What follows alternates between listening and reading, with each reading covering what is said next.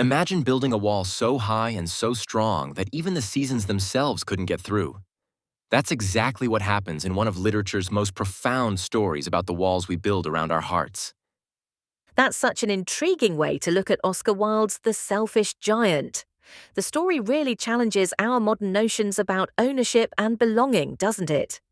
Well, what's fascinating is how Wilde wrote this in 1888, when Victorian society was grappling with huge questions about property rights and social responsibility. Here's this giant who legally owns this beautiful garden, but by walling it off, he essentially destroys everything that made it valuable. The symbolism is really striking. Eternal winter settling in the moment he puts up that trespassers will be prosecuted. Sign. It's like nature itself rebels against his selfishness. You know what's particularly interesting? Literary scholars have noted how this story marked a significant departure from the typical Victorian moral tales. Instead of punishment and penance, Wilde offers transformation through love. That's pretty revolutionary for its time.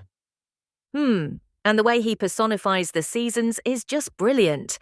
The north wind dancing, hail rattling on the roof, it's almost like a twisted family moving into the garden. Exactly. And here's something most people don't realize. Wilde wrote this during a period when London was actively debating public access to green spaces. The story wasn't just spiritual allegory. It was social commentary on who gets to enjoy nature in an increasingly urbanized world. That historical context really adds another layer to our understanding. So, how does this connect to modern urban planning and public spaces?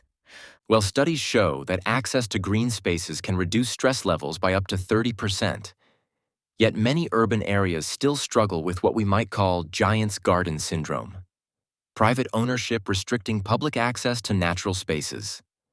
Some cities are actually using this concept to reshape their approach to urban parks.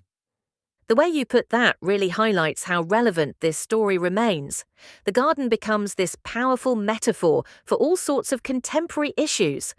And let's talk about that Christ-like child figure who appears. It's such a masterful piece of writing because it works on multiple levels. For children, it's simply a mysterious friend. For adults, there's this whole layer of theological meaning about divine love and redemption. The wounds of love, that's such a powerful image.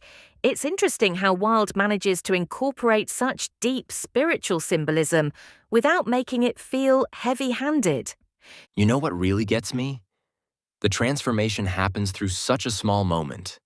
Just seeing a child unable to climb a tree. It's like Wilde is suggesting that sometimes the biggest changes in our lives come from these tiny moments of recognition. That's such a profound observation about how change actually happens. It's rarely the big dramatic moments, is it? Right. And research in psychology actually backs this up. Studies show that empathy is often triggered by specific individual encounters rather than broad abstract concepts. The giant doesn't change because someone lectures him about sharing. He changes because he witnesses one child's struggle. The ending of the story is particularly moving. The giant found under the tree covered in white blossoms. It's like a final transformation. What's fascinating is how this ending subverts the typical Victorian death scene.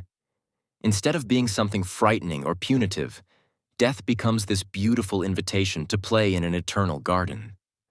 Some scholars suggest this reflects Wilde's complex relationship with Catholicism and his ideas about redemption. That's such an interesting point about how the story handles mortality. It's almost like the giant becomes childlike himself at the end. And here's something to consider. In our modern world of digital walls and virtual barriers, maybe we need this story more than ever. Recent studies show that social isolation has increased by 40% in urban areas over the last decade. We're still building walls, just different kinds. The way you connect that to contemporary issues really shows why this story has endured for over a century. Looking ahead, I think this story offers us a powerful framework for thinking about community spaces, both physical and virtual. It's not just about taking down walls. It's about understanding what those walls cost us in terms of human connection and natural joy.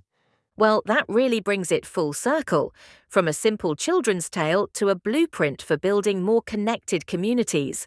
And maybe that's the most powerful lesson, that sometimes the things we think protect us are actually what harm us most. The giant's garden only became truly his when he stopped trying to possess it and started sharing it instead.